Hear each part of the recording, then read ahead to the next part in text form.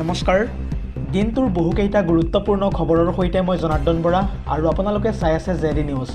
আজিৰ আমাৰ প্ৰথমটো খবৰেই হৈছে এটা বহুতেই বেছি গুৰুত্বপূৰ্ণ খবৰ, কিয়নো পাকিস্তানৰ পিছত এইবাৰ বাংলাদেশক এশেকনি দিলে ভাৰতে। হয়, আপুনি ঠিকেই শুনিছে, ভাৰতে অৱশেষত বন্ধ কৰিবলৈ বাধ্য হ'ল বাংলাদেশৰ পৰা ভাৰতৰ বিভিন্ন প্ৰান্তলৈ স্থানান্তৰ হোৱা আমদানিকৃত সকলো সামগ্ৰী। এই সন্দৰ্ভত বিতংভাৱে চাওঁ আহক সবিশেষ। পাকিস্তানৰ পিছত এইবাৰ বাংলাদেশক শিক্ষা দিলে ভাৰতে। চুবুৰীয়া ৰাষ্ট্ৰ বাংলাদেশৰ বিৰুদ্ধে ডাঙৰ সিদ্ধান্ত গ্ৰহণ কৰিবলৈ বাধ্য হ'ল ভাৰত চৰকাৰে। বাংলাদেশৰ পৰা আমদানিকৃত সকলো সামগ্ৰী বন্ধ কৰি দিলে ভাৰতে। ভাৰতত নিষেধাজ্ঞা আৰোপ কৰা হ'ল বাংলাদেশী সামগ্ৰী। বৈদেশিক বাণিজ্যিক মন্ত্ৰালয়ে জাৰি কৰিলে এই কঠোৰ নিৰ্দেশনা। বন্দৰেৰে ভাৰতলৈ বাংলাদেশৰ পোচাক খাদ্য সামগ্ৰী আমদানিত নিষেধাজ্ঞা জাৰি কৰিছে। লগতে ফলৰ সোৱাদযুক্ত পানীয়, স্নেক্স, চিপছ, বেকাৰী সামগ্ৰীও সম্পূৰ্ণৰূপে নিষিদ্ধ কৰা হৈছে ভাৰতবৰ্ষত। লগতে নিষিদ্ধ কৰা হ'ল কপাহজাতীয় সামগ্ৰী, প্লাষ্টিক, PVC, ৰং কাঠৰ সামগ্ৰীও। এতিয়াৰে পৰা অসম মেঘালয় সীমান্তৰে নহ'ব সামগ্ৰীৰ আমদানি। লগতে মিজোৰাম ত্ৰিপুৰাৰ সীমান্তৰেও বাংলাদেশৰ সামগ্ৰী আমদানিৰ ক্ষেত্ৰত সম্পূৰ্ণৰূপে নিষেধাজ্ঞা জাৰি কৰিলে ভাৰতৰ বৈদেশিক বাণিজ্যিক মন্ত্ৰালয়ে। পশ্চিমবংগৰ হেংদাবান্ধা ফুলবাৰী সীমান্তৰেও আনিব নোৱাৰিব বাংলাদেশৰ কোনো ধৰণৰ সামগ্ৰী। আজিৰ আমাৰ পৰৱৰ্তী খবৰটো হৈছে ৰাজ্যবাসীৰ বাবে ভাল খবৰ। আকৌ এবাৰ খমখমীয়া নতুন 20 টকীয়া নোট আহি আছে জনসাধাৰণৰ হাতলৈ।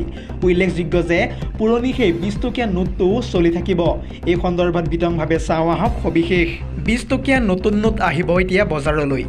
বাহাল থাকিব পুৰণা 20 টকীয়া সেই নোটটো।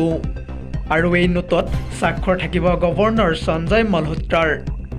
পূৰ্বৰ 20 টকীয়া নোটৰ প্ৰচলন ইতিমধ্যে বাহাল থাকিব বুলি ঘোষণা কৰিছে RBI।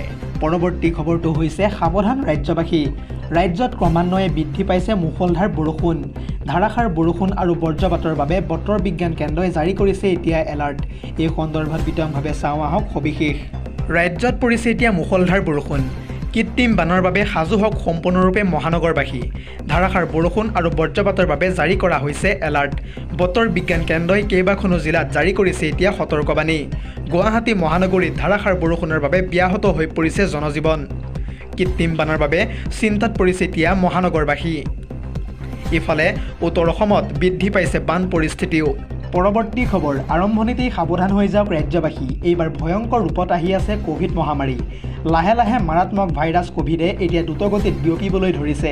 মাত্ৰ এসপ্তাহত 31জনকৈ ক'ভিডত আক্ৰান্ত হৈ 31জনেই হেৰুৱাইছে প্ৰাণ। এই সন্দৰ্ভত বিতংভাৱে চাওঁ আহক সবিশেষ। ভয়ংকৰ ৰূপত আহিছে এইবাৰ ক'ভিড মহামাৰী।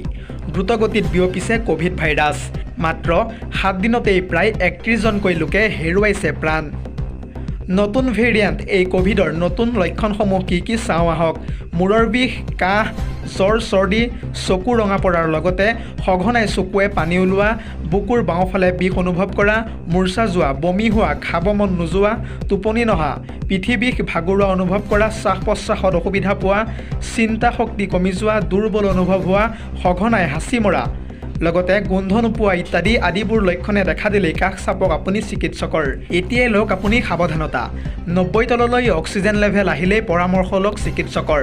সঘনাই চেনিটাইজাৰ ব্যৱহাৰ কৰক। ঘৰৰ পৰা বাহিৰলৈ ওলালেই মাস্ক পৰিধান কৰক। সামাজিক দূৰত্ব বৰ্তাই ৰাখক। লগতে একে ঠাইত 10জনতকৈ অধিক লোক সমাগম নহ'ব। আজিৰ আমাৰ পৰৱৰ্তী খবৰটো হৈছে পাকিস্তানৰ সৈতে গৌৰৱ গগৈ কিবা ভিতৰুৱা সম্পৰ্ক আছে নেকি? ISI নিয়ন্ত্ৰণত পাকিস্তানলৈ গৈছিল গৌৰৱ গগৈ আৰু তাৰ পিছতেই গৌৰৱ গগৈয়ে লাভ কৰিছিল পাকিস্তানৰ গৃহ বিভাগৰ এখন বিশেষ চিঠি।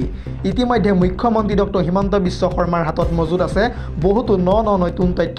এই সন্দৰ্ভত বিতংভাৱে চাওঁ আহক সবিশেষ। বিপদ আসন্ন হৈ পৰিছে এইবাৰ সাংসদ গৌৰৱ গগৈৰ। গৌৰৱ গগৈক লৈ পুনৰ ডাঙৰ মন্তব্য কৰিছে মুখ্যমন্ত্ৰী ডক্টৰ হিমন্ত বিশ্ব শৰ্মাই। ISI নিয়ন্ত্ৰণত পাকিস্তানলৈ গৈছিল গৌৰৱ গগৈ। এটা ডাঙৰ খবৰ জনাইছোঁ এই মুহূৰ্তত।